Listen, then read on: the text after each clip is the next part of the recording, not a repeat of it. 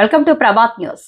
ప్రభుత్వ పాఠశాలల పరిరక్షణకు ఉద్యమించాలని పిలుపునిస్తూ ప్రభుత్వ పాఠశాలల మనుగడను ప్రశ్నార్థకం చేస్తున్న పాలకుల విధానాలను ప్రతిఘటిస్తూ ఏపీటీఎఫ్ రాష్ట్ర వ్యాప్త ఉద్యమానికి శ్రీకారం చుట్టింది.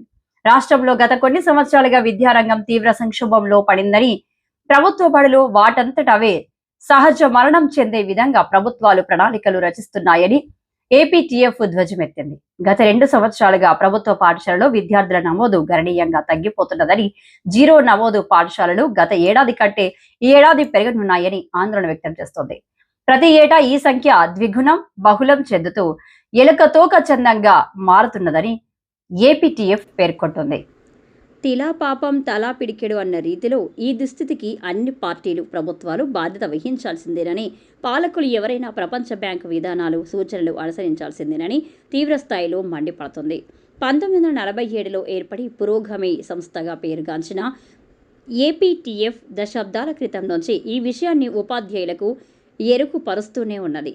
విద్యా వ్యవస్థ ఈ దుస్థితికి రావడానికి 90వ దశకంలో నూతన ఆర్థిక విధానాలతో పునాది పడింది అని ఈ సందర్భంగా ఏపీటీఎఫ్ రాష్ట్ర అధ్యక్షురాలు చెన్నుపాటి మంజుల పేర్కొన్నారు. సమస్యల పరిష్కారానికై 3 దశలుగా ఏపీటీఎఫ్ పోరాటాలు నిర్వహించాలని నిర్ణయించినట్లు ఆమె చెప్పారు.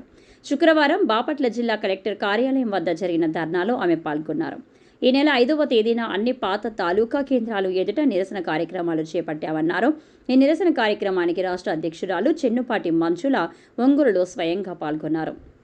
ఈ నెల 9వ తేదీన రాష్ట్ర వ్యాప్తంగా 26 జిల్లాల్లోనూ కలెక్టర్ల కార్యాలయాల వద్ద ధర్నాలకు దిగింది. ఈ నెల 14వ తేదీన విజయవాడలో పెద్ద ఎత్తున ఆందోళనకు కదిలి రావాలని మంజుల పిలుపునిచ్చారు.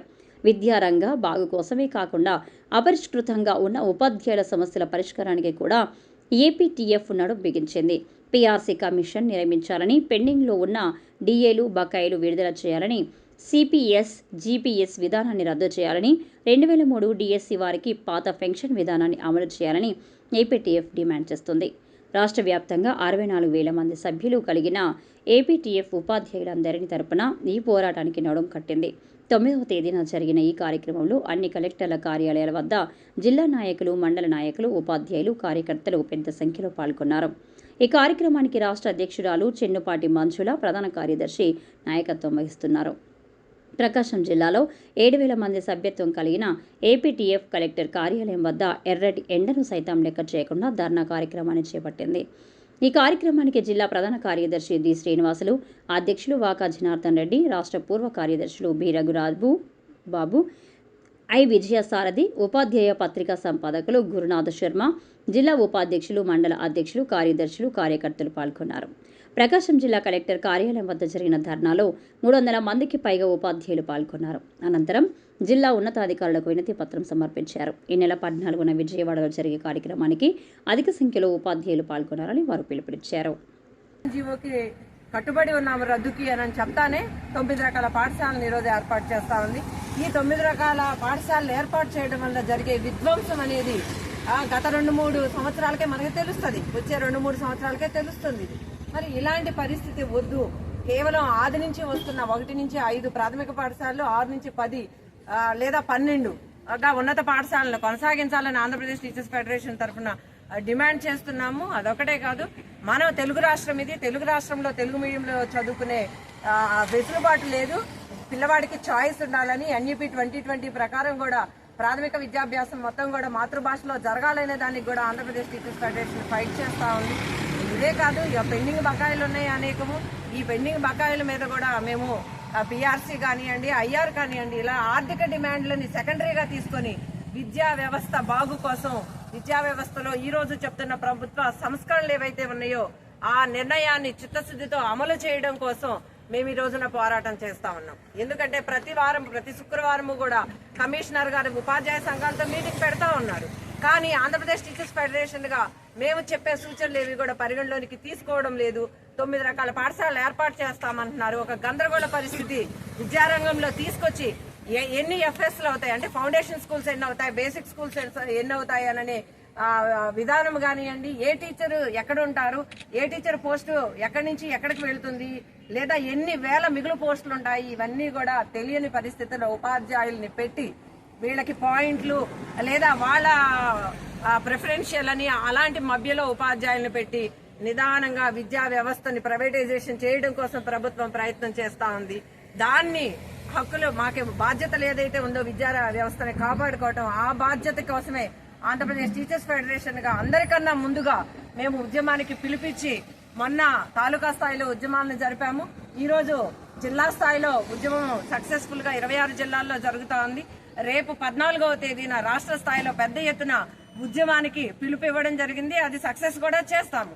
మరి ఇంత ఒక బాధ్యత కలిగిన ఉపాధ్యాయ సంఘంగా ఒక ఉద్యమానికి విద్యా వ్యవస్థలో నష్టం జరుగుతుందని ముందుగానే గ్రహించి ఒక ఉద్యమానికి పిలుపిస్తే ప్రభుత్వం ఏమాత్రం పట్టనట్లుగా తన పని తాను చేసుకుంటా వెళ్తా ఉంది. మరి ఈ ఉద్యమాల గురించి ఆలోచించే పరిస్థితి ప్రభుత్వానికి, విద్యా వ్యవస్థ గురించి ఆలోచించే ఆసక్తి కూడా ప్రభుత్వానికి లేనట్లుగా కూడా మనం గమనించవచ్చు. మరి ఇలా సంస్కరణల పేరుతో వచ్చిన ప్రతి ప్రభుత్వం విద్యా వ్యవస్థ మీదే వాళ్ళ ప్రయోగాలన్నీ చేస్తూ ఉంటే త్వరలోనే ప్రాథమిక విద్య కానివ్వండి, హై స్కూల్ విద్య కానీ కనుమరుగయ్యే ప్రమాదం ఉంది. పేద పిల్లలకి విద్య అందని పరిస్థితి కూడా వచ్చే పరిస్థితి ఉంది. కాబట్టి మేము ఉపాధ్యాయ లోకానికి కూడా ఒకటే చెప్తున్నాం. ఆంధ్రప్రదేశ్ టీచర్స్ ఫెడరేషన్ 14వ తేదీ ఇచ్చిన రాష్ట్ర స్థాయి ధర్నాకి పెద్ద ఎత్తున వచ్చి మన విద్యా వ్యవస్థను మనం కాపాడుకోవాల్సిందిగా కూడా వాళ్ళకి పిలుపునిస్తూ ఈ డిమాండ్లన్నీ కూడా పరిశీలన చేసి ఆ డిమాండ్లు తీర్చే విధంగా ప్రభుత్వం ఆలోచన చేయాలని కూడా మేము డిమాండ్ చేస్తా ఉన్నాం.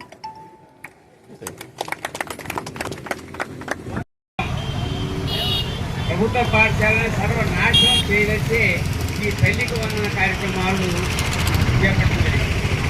ఈరోజు 1 నుంచి 12వ తరగతి వరకు పిల్లవాడికి పాఠశాలలో పిల్లవాడికి అన్ని రకాలు ముఖ్యంగా దుస్తులు ఇస్తున్నారు, భోజనం పెడుతున్నారు, టెక్స్ట్ బుక్స్ ఇస్తున్నారు, నోట్ బుక్స్ ఇస్తున్నారు. అన్నీ ఇచ్చిన తర్వాత 1 నుంచి 12వ తరగతి రూపాయి ఖర్చు లేదు. మరి ఖర్చు లేనప్పుడు 15,000 రూపాయలు దేనికి ఇస్తున్నారు?